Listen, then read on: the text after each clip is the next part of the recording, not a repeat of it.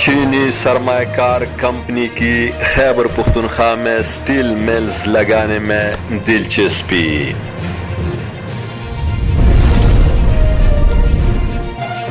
Swat corridor سے 120 mega what سستی پن بجلی کی خریداری کے لیے خیبر پختونخوا حکومت سے رابطہ۔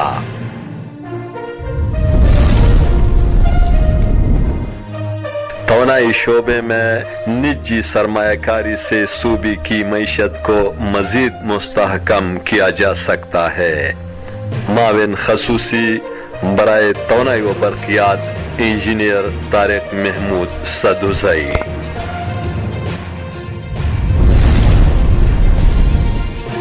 چین کی ایک سرمایہ کار کمپنی نے خیبر پختونخوا میں اسٹیل ملز لگانے کے لیے توانائی کے شعبے میں دلچسپی ظاہر کرتے ہوئے چک درا سوات کوریڈور سے 120 میگا واٹ سستی پن بجلی کی خریداری کے لیے خیبر پختونخوا حکومت سے رابطہ کیا ہے۔ اس سلسلے میں وزیر اعلیٰ خیبر پختونخوا کے معاون خصوصی برائے توانائی و برقیات انجینئر طارق محمود سدوزئی سے چینی سرمایہ کار company China Century Steel Mills کے ایک وفد نے ان کے دفتر میں خصوصی ملاقات کی۔ اس موقع پر انجینئر طارق محمود سدوزئی نے کہا ہے کہ صوبے میں توانائی کا شعبہ انتہائی اہمیت کا حامل ہے۔ نجی شعبے کی سرمایہ کاری سے صوبے میں توانائی کے قدرتی وسائل کو استعمال میں لا کر معیشت کو مزید مستحکم کیا جا سکتا ہے۔ خیبر پختونخوا میں بجلی کے ترسیلی نظام کو مزید بہتر طریقے سے چلانے کے لیے صوبے کی تاریخ میں پہلی مرتبہ قائم ہونے والی Khyber Pakhtunkhwa transmission and grid company جلد ہی پیڑوں کے مکمل ہونے والے منصوبوں سے پیدا ہونے والی سستی بجلی کو اپنے نظام سے استعمال میں لا کر نئی تاریخ رقم کرے گی، جو صوبے اور اس کے عوام کے لیے ایک اعزاز سے کم نہیں ہے۔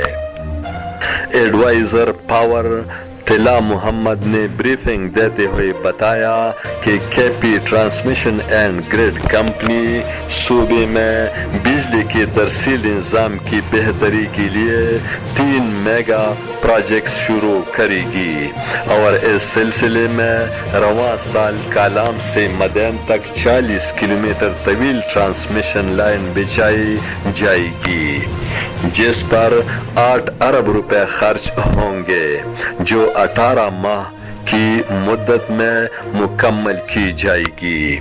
اسی طرح دوسرے مرحلے میں مدین سے چک درا تک 80 کلومیٹر طویل ٹرانسمیشن لائن بچھائی جائے گی، جس پر 16 سے 18 ارب روپے لاگت کا تخمینہ لگایا گیا ہے۔